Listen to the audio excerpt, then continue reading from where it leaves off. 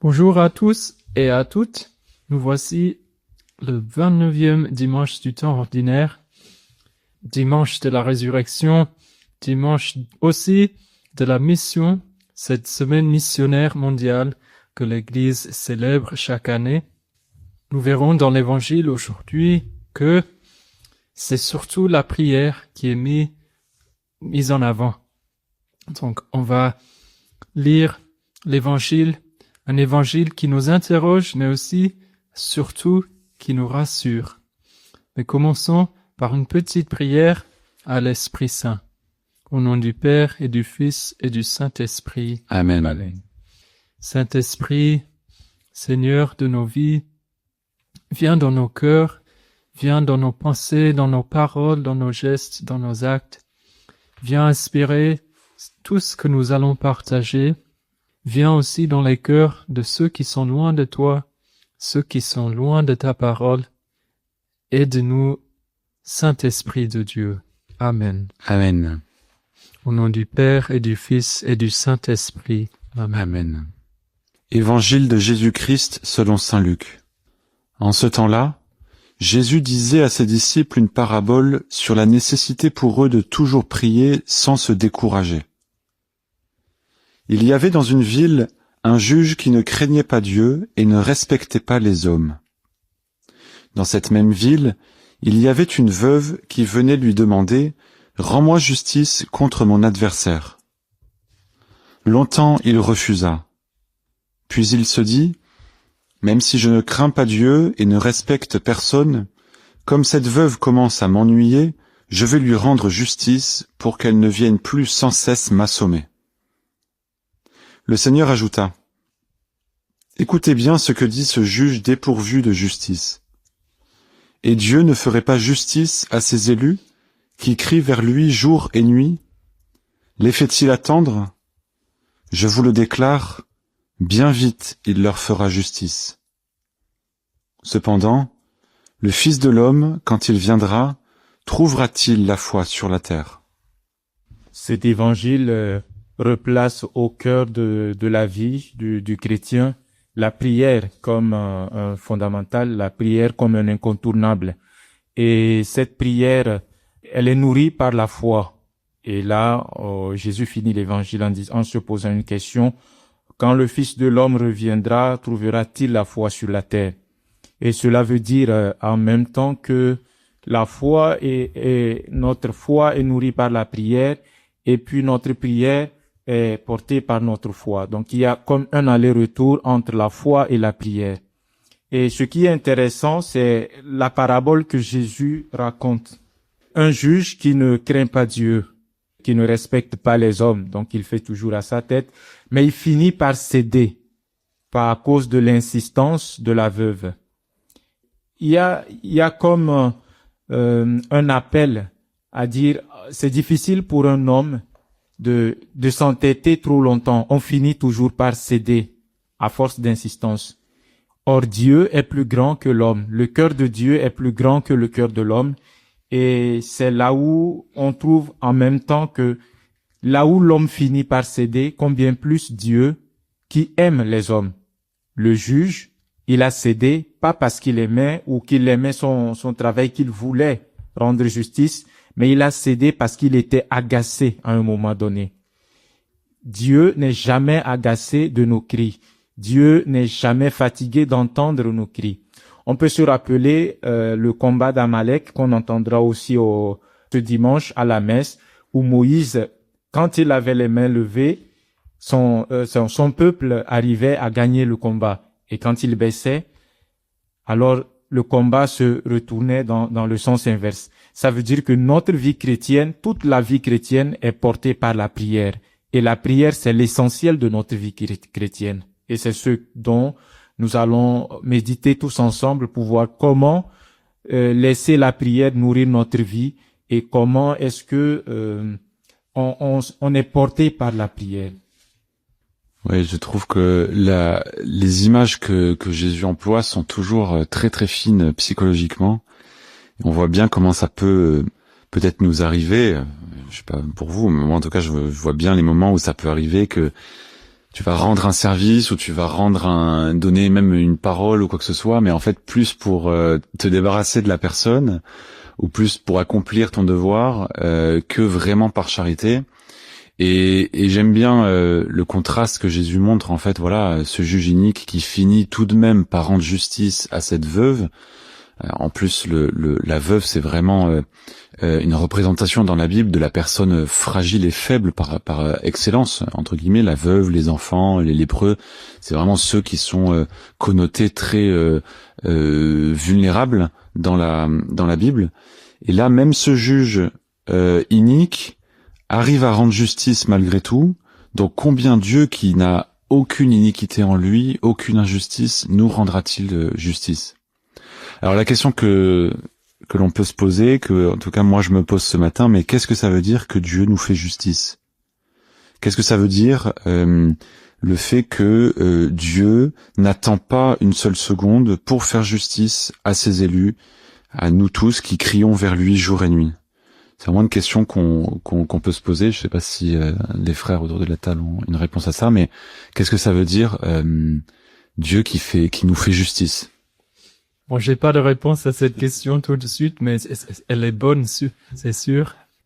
Je voulais rebondir surtout sur ce que tu viens de dire, merci frère, sur la vulnérabilité de la veuve, parce que c'est vrai que on ne capte pas toujours ces subtilités parce qu'on n'est pas dans la même culture de l'époque, mais il faut vraiment se rappeler que la veuve, à l'époque, elle était vraiment dans une situation fragile et que si elle n'avait pas de famille ou de fils ou quoi, elle n'arrivait pas à même se pouvoir à ses besoins de tous les jours. Donc, ce qui est frappant aussi dans cet évangile, c'est l'audace.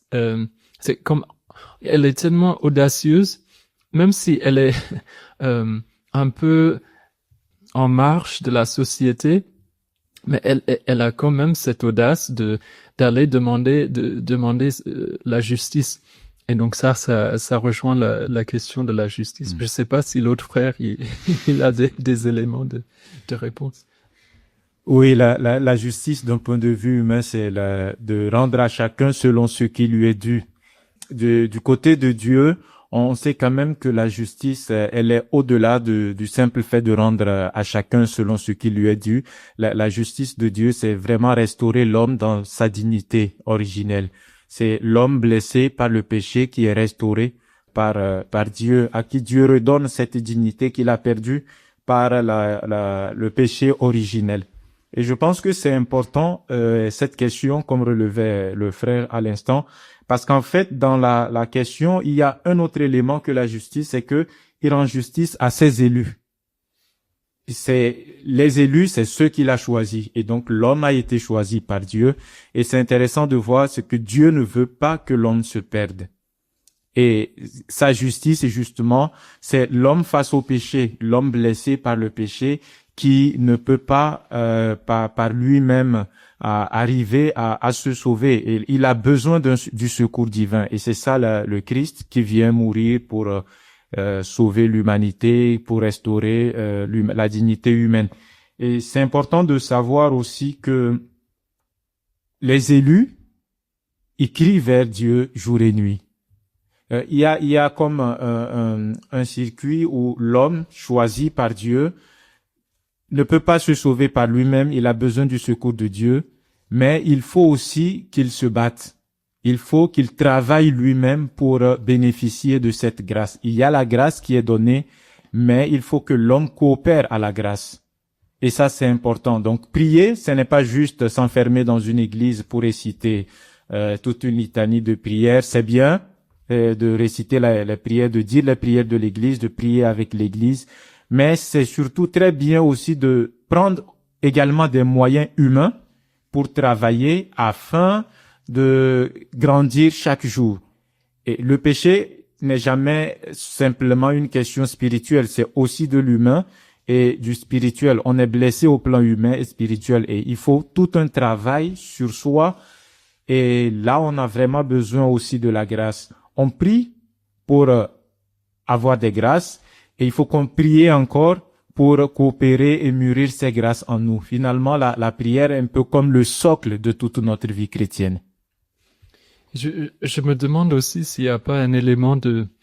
En fait, parce que quand on voit la veuve, elle demande pas la justice par rapport au juge, parce que c'est pas le juge qui lui doit quelque chose, mais c'est son adversaire, entre guillemets. Donc, bien sûr, Dieu ne nous fait pas justice en tant que tel, parce que Dieu, il ne nous doit rien, strictement parlant, parce que il nous a tout donné gratuitement. C'est nous plutôt qui lui devons des choses, mais c'est plus... Peut-être il nous fait justice dans nos relations, ou bien on subit tous des injustices chaque jour, et il y a parfois des situations très difficiles. Je pense que cet évangile nous encourage vraiment à mettre notre confiance en Dieu dans ces moments difficiles, parce que on a confiance que même si Dieu ne répond pas exactement à ma prière comme j'aurais voulu, c'est lui qui gère toutes choses, et c'est surtout lui qui va apporter de la justice à ce monde, dans ma vie. Bien sûr, comme le frère vient de souligner, c'est très important aussi. Nous devons faire notre part.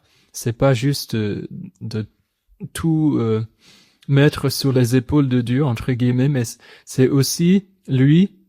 En fait, c'est le psaume. C'est le psaume de la messe aujourd'hui. Le secours me viendra du Seigneur qui a fait le ciel et la terre.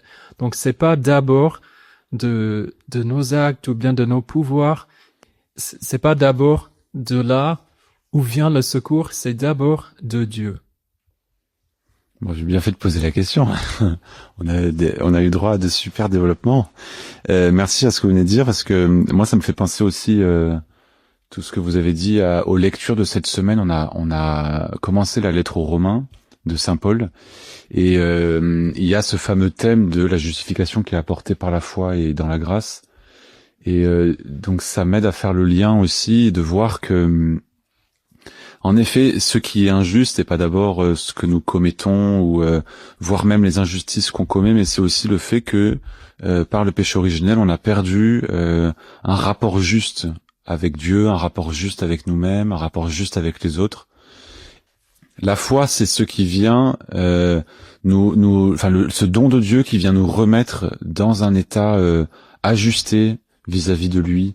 C'est en fait par la foi que on a un rapport avec Jésus qui retrouve quelque chose de sa vérité. Et notre rapport avec Jésus, c'est absolument pas le rapport qu'a cette femme avec le juge. C'est un rapport de confiance, et je pense que c'est ça que veut montrer Jésus, c'est-à-dire montrer que nous avons une soif en nous énorme de justice, et comme le frère l'a bien souligné, le fait que la situation dramatique de cette veuve montre bien à quel point notre situation en fait est à quelque chose de vraiment dramatique. Et en fait, c'est le fait que nous présentions tout ça à Dieu. Dieu vient nous rendre justice, nous remettre dans la bonne relation avec lui, la bonne relation avec nos frères et sœurs, avec nous-mêmes, parce que parfois nous sommes profondément injustes aussi vis-à-vis de nous-mêmes. Parfois nous sommes injustes vis-à-vis de notre entourage, parfois c'est le contraire, c'est notre entourage qui est injuste vis-à-vis de nous. Et je pense que de voir la foi comme ce qui apporte au cœur de l'homme la justification, ça peut vraiment éclairer. Merci pour cet éclairage entre le lien que tu fais entre la justice et puis le péché originel.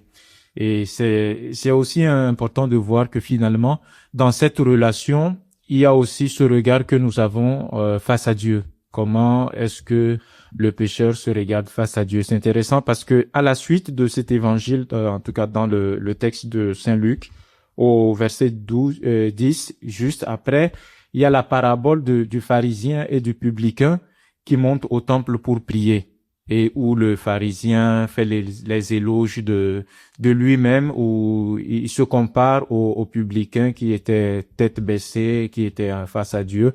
Et en fait, à la suite, ce texte, on l'aura dimanche prochain. Et Jésus dit à la suite que quand ils descendent tous les deux, c'est le publicain qui est justifié. Parce que au temple, il a juste dit, mon Dieu, prends pitié du pécheur que je suis. Alors que le pharisien avait fait les éloges, je ne suis pas comme ce publicain, je ne suis pas pécheur, je ne suis pas injuste et tout, je fais aumône. Donc il cite tout ce qu'il fait de bien, mais Jésus dit finalement, celui qui est justifié, c'est celui qui n'a fait que demander pardon. Donc quelquefois la justice, et je pense que c'est important, l'ennemi ou l'adversaire, c'est aussi nos propres péchés, nos propres convoitises en nous. Mais ce sont ces convoitises qui s'extériorisent dans la relation à l'autre. Et c'est là où on devient adversaire l'un pour l'autre. Et c'est pour ça que nous avons vraiment besoin de cette lumière de la foi pour arriver à nous mettre face à Dieu et après face au prochain. Je pense qu'il faut les deux, et comme tu le soulignais, les deux sont très importants. On ne peut pas justement dans une relation à Dieu ou à l'autre, si on n'est pas vraiment ancré dans la prière, si on ne demande pas cette humilité de voir où sont nos limites, où sont les merveilles que Dieu accomplit en nous. Je pense que c'est les deux, de rendre grâce pour les merveilles et de demander pardon pour les manquements. Et ça, face à Dieu et puis face au prochain, parce que c'est toujours les deux. Ce qu'on fait au prochain, c'est à Dieu qu'on le fait. Ce que vous avez fait à l'un de ses plus petits, c'est à moi que vous l'avez fait, dit Jésus. Oui, merci frère. Je pense que c'est vraiment important ce que tu dis, et surtout de souligner l'importance de la prière, parce que c'est quand même le thème central de cet évangile, parce que j'ai l'impression que parfois on se dit ah oui, de prier c'est gentil, il faut prier et tout, mais parfois on ne croit pas vraiment que nos prières puissent être exaucées. Et c'est pas pour faire tout un discours sur oui, la puissance de la prière et tout, mais en fait la puissance de la prière, c'est au final c'est la puissance de Dieu. Si on ne croit pas que nos prières puissent être exaucées, c'est que quelque part on manque de foi que Dieu il est vraiment tout puissant. Encore une fois, c'est pas pour dire que tout ce que nous demandons à Dieu, ça va être exaucé exactement de la même manière. Mais, en tout cas, moi, je peux vraiment dire que dans ma vie, les fois où j'ai prié avec confiance, c'est pas tout le temps, mais il y a tellement de petites choses que quand tu as les yeux ouverts, tu peux voir des petits changements, mais même tout petits, mais c'est souvent des choses qui, quand tu réfléchis après, tu te dis, mais ça n'aurait pas pu se passer sans une intervention de Dieu quelque part, parce que ça fait des années, par exemple, j'ai pas vu de changement dans tel ou tel domaine, mais là, quand j'ai prié, vraiment, il y a des choses qui peuvent changer. Donc, nous invitons tous à avoir cette confiance que nos prières puissent être exaucées vraiment, même si ça prend du temps. Cet évangile est aussi très, ça me fait penser à l'autre évangile, je sais plus qui, mais c'est quand vos fils vous demandent un pain, est-ce que vous leur donnerez un serpent? Quelque chose comme ça, non. Mais si nous savons comment faire pour donner de bonnes choses à ceux qui nous entourent, d'autant plus Dieu, il sait nous donner ce dont on a besoin. Oui, t'as raison de nous recentrer sur la prière, parce que c'est vrai que c'est vraiment la finalité de l'enseignement. Moi, j'ai bien aimé notre conversation. On est parti sur la foi. C'est la conclusion de l'évangile. Le Fils de l'homme, quand il viendra, trouvera-t-il la foi sur la terre? Alors, à première lecture, on pourrait se dire, mais que vient faire cette phrase ici? On a l'impression que ça parle beaucoup de justice, machin et tout ça. Mais en fait, j'ai l'impression que cette dernière phrase, puisque après on passe à autre chose, cette dernière phrase, elle nous renvoie un peu spontanément à la première phrase, qui est que Jésus dit la parabole pour une seule chose, entre guillemets, c'est son projet. On n'a pas ça tout le temps d'ailleurs, l'évangéliste précise pas ça à chaque fois. La nécessité pour eux de toujours prier sans se décourager. Et ça rejoint vraiment ce que tu viens de dire. C'est-à-dire que l'évangéliste veut que c'est pas simplement une parabole sur la prière de manière générale, genre une théologie de la prière où on va vous expliquer ce que c'est que la prière, mais c'est plus précis que ça. Je trouve ça beau. C'est une parabole pour nous montrer à nous tous que prier sans cesse, premièrement sans cesse, et deuxièmement sans se décourager, sans perdre courage, sans perdre cœur, cette attitude-là, elle est nécessaire. Peut-être que ça nous renseigne sur ce que c'est qu'une attitude de foi.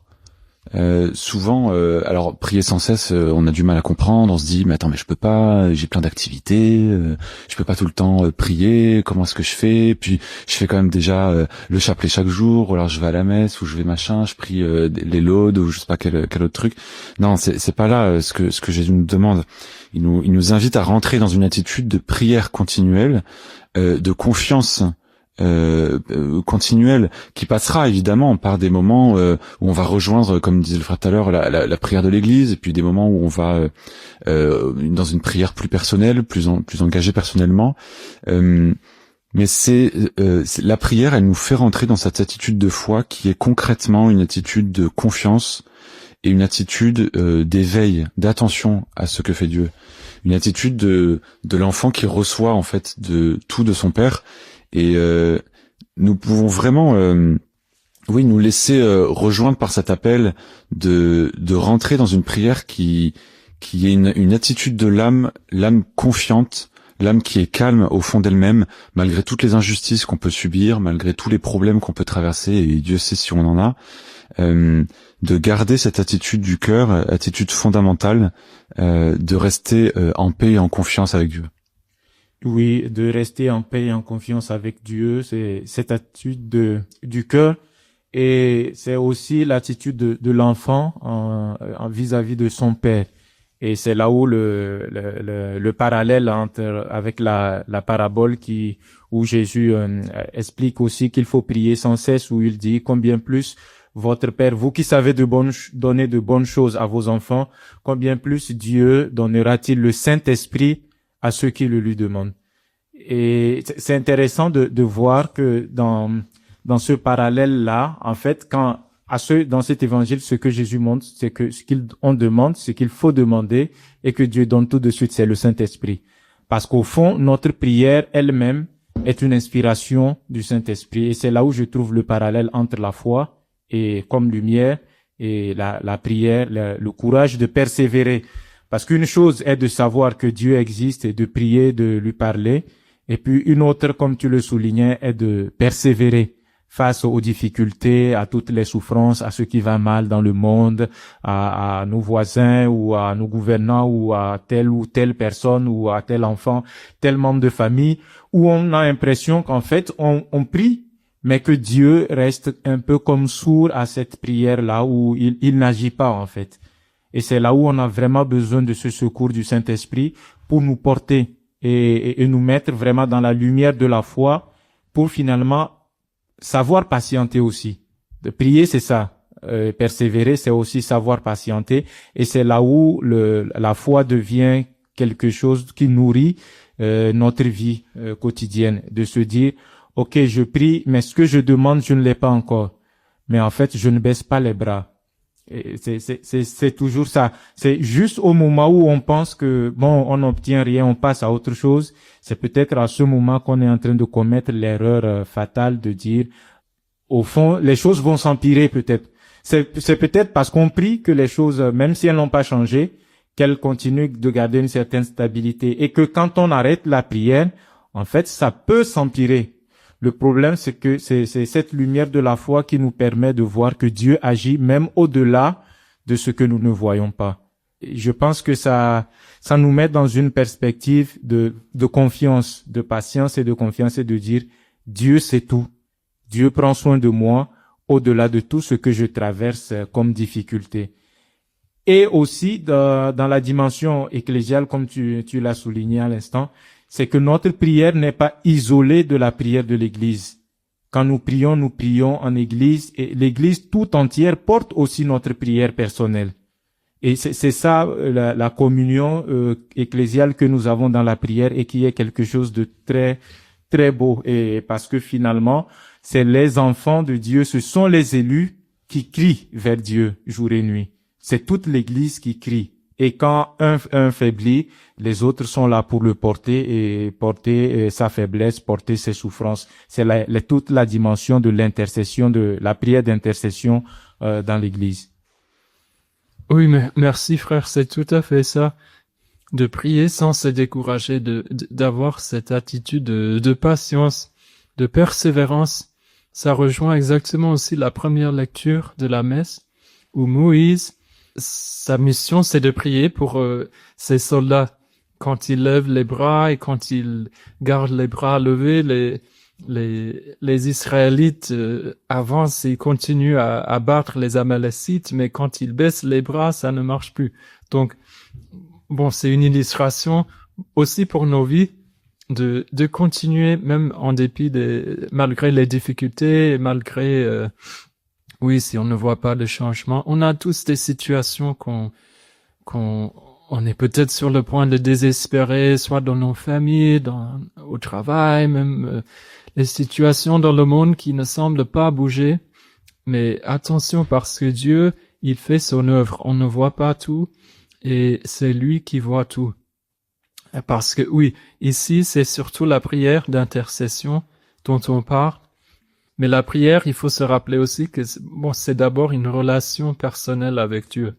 Et je termine juste en disant quelque chose qui m'a toujours marqué chez Mère Teresa, cette petite citation que il faut que tout commence en quelque sorte dans le silence. Elle dit le fruit du silence, c'est la prière. Donc la prière vient du silence.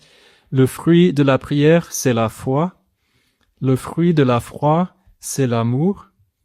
Le fruit de l'amour, c'est le service. Et le fruit du service, c'est la paix. Donc en cette semaine missionnaire et quand on prie spécialement pour la paix dans le monde, gardons un peu de silence et surtout de la prière dans nos vies.